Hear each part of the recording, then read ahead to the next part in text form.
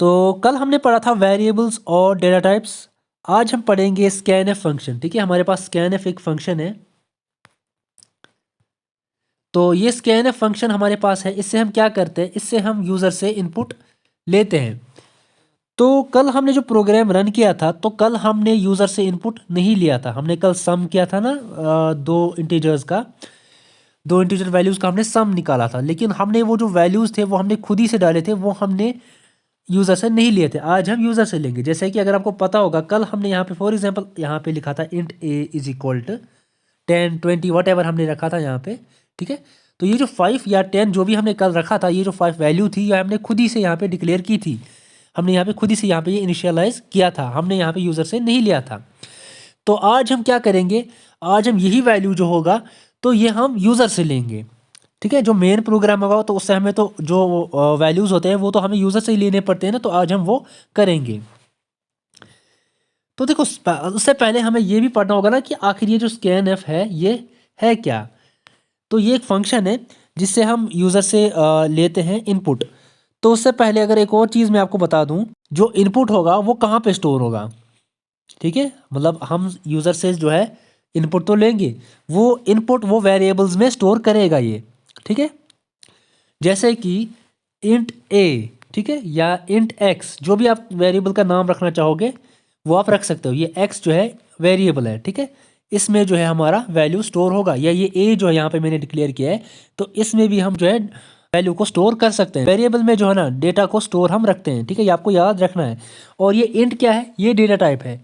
Integer के लिए int है, फ्लोट के लिए फ्लोट है, मतलब जो डेसिमल नंबर्स है उसके लिए फ्लोट है, कैर है। ठीक है, हमारे पास डेटा टाइप्स बहुत सारे हैं, तो यहाँ पे हमें याद रखना है फ़िलहाल के लिए। तो अब हम यहाँ पे, मैं आपको थोड़ा सा समझाऊंगा अभी, तो उसके बाद हम जो है एक प्रोग्राम रन करेंगे। तो हैश इंक्लूड stdio.h जो है हमारे पास तो है, वो तो आपको पता है, इंट मेन। हम सीधे से यहाँ पे आपको बताएंगे, यहाँ पे थोड़ा सा मैं आपको बताऊंगा, फिर मैं आपको कोड भी रन करके दिखाऊंगा। फिलहाल के लिए आप ये रखो, जैसे कि इंट ए बी सम। ठीक है, मैंने यहाँ पे 3 यहाँ पे वेरिएबल्स को डिक्लेयर किया। यहाँ पे कल भी मैंने किया था, इंट ए किया था मैंने, फिर इंट बी भी किया था, और इंट सम भी मैंने किया था। लेकिन फ़र्क क्या है, तो कल मैंने इंट ए में और इंट बी में वैल्यूज़ डाले थे, लेकिन आज नहीं डाले हैं। क्यों? क्योंकि कल मैंने वैल्यूज़ खुद ही से दिए थे ना, आज मुझे वैल्यूज़ तो नहीं खुद से लेने। तो आज जो वैल्यूज़ यूज़र देगा ना, तो वो ए और बी में यहाँ पे स्टोर हो जाएंगे। तो आज मुझे यहाँ पे वैल्यूज़ नहीं डालने, क्योंकि आज जो मैं वैल्यूज़ लूँगा वो यूज़र से लूँगा, और वो खुद ही यहाँ पे ए और बी में स्टोर हो जाएंगे। वो कैसे हो जाएंगे, वो हम प्रोग्राम जब रन करेंगे समझ आ जाएगा आपको। ठीक है, फिलहाल के लिए हम पहले प्रोग्राम को रन करते हैं। तो हम जाते हैं कोडिंग सी में। तो अब हम यहाँ पे आए हैं कोडिंग सी में। तो यहाँ पे हम एक कोड रन करेंगे। पहले हमें क्या करना होता है, ठीक है, सबसे पहले हम यहाँ पे हेडर फाइल को इंक्लूड करेंगे, इंक्लूड stdio.h। ठीक है, stdio.h किसकी हेडर फाइल है, ये इनपुट और आउटपुट की है। ठीक है, तो इसको हम जो है करेंगे। उसके बाद हम यहाँ पे मेन यहाँ पे लिखेंगे इंट मेन। तो यहाँ से हमारा जो है मेन प्रोग्राम स्टार्ट हो जाएगा। सो पैरेंथेसिस डालनी है, उसके बाद आपको ये करली ब्रेसेस डालनी है। ठीक है, तो करली ब्रेसेस में यहाँ पे डाल के रखूँगा दोनों, क्लोजिंग का भी। उसके बाद हमें यहाँ से प्रोग्राम लिखना है। अब पहले हम क्या करेंगे, ठीक है, मेन प्रोग्राम में हम पहले क्या करेंगे, पहले हम 3 वेरिएबल्स को डिक्लेयर करेंगे। इंट ए, आप कोई भी नाम रख सकते हो। ठीक है, इंट ए बी है। ठीक है, और हम तीसरा करेंगे सम। ठीक है, हम इनको ऐड करेंगे ना, तो हम जो है सम करेंगे इनका। तीसरा वेरिएबल हम सम का बनाएंगे। ठीक है, हमने ये 3 वेरिएबल्स बनाए। अब जो यूज़र जो देगा ना, मतलब इनपुट, ठीक है, वो ए और बी में स्टोर हो जाएगा। तो फिर यहाँ पे हम क्या करेंगे उसके बाद, ठीक है, हमने वेरिएबल बना दिया। अब हम एक मैसेज प्रिंट कराएंगे यूज़र को।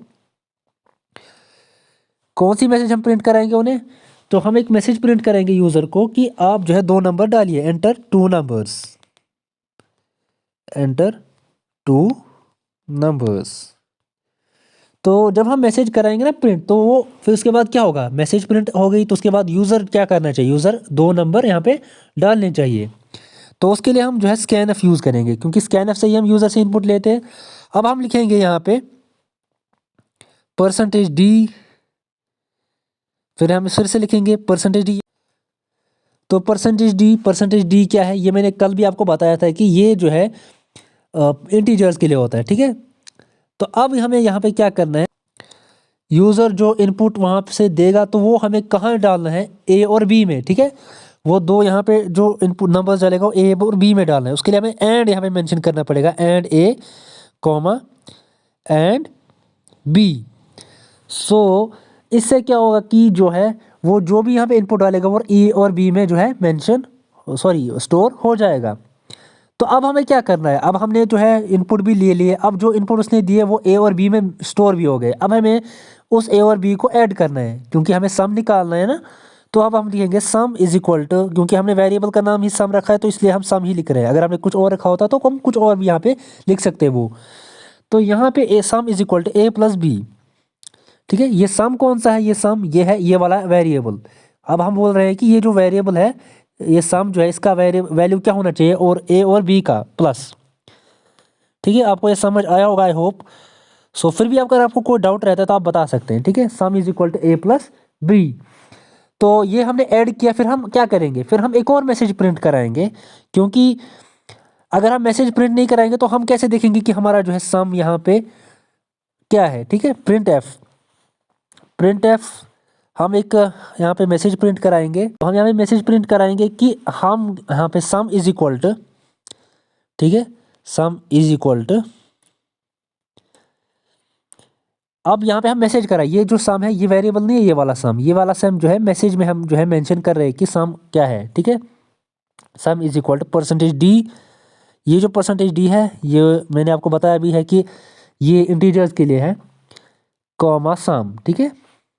यानी अब ये वाला जो सम है ना, लास्ट वाला सम, ये कौन सा सम है, ये वेरिएबल वाला सम है, ये वाला, ये जो व्हाइट कलर का है यहाँ पे, ठीक है।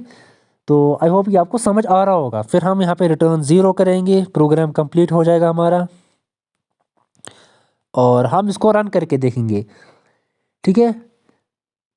तो यहाँ पे एरर आ गया, यहाँ पे हमने जो है स्टूडियो लिखा है, STDIO नहीं लिखा है हमने, STDUO हमने लिखा है, ठीक है।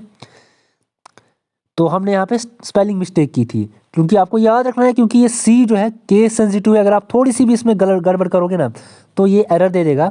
तो अब ये चलना चाहिए मेरे हिसाब से बिल्कुल। तो ये प्रोग्राम हमने जो है अब आपके सामने ही किया है। तो अभी हम इसको पहले हम समझाएंगे थोड़ा सा आपको, फिर हम इसको जो है रन करके भी आपको दिखाएंगे। पहले देखो, सबसे पहले हमने क्या किया, हमने जो है 3 इंटीजर वेरिएबल्स को डिक्लेयर किया है, ए बी और सम, ठीक है।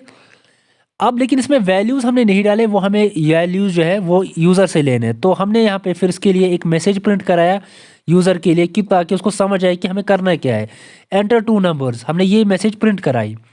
फिर स्कैनफ से हमने उसका इनपुट लिया, 2 इनपुट हमने लिए, और वो कहाँ पे डाले हमने, ए और बी में, क्योंकि हमने वेरिएबल्स भी ए और बी बनाए थे। अगर हम कोई और यहाँ पे लिख लेते वो एरर दिखाता, क्योंकि हमने वो वेरिएबल्स नहीं बनाए होते।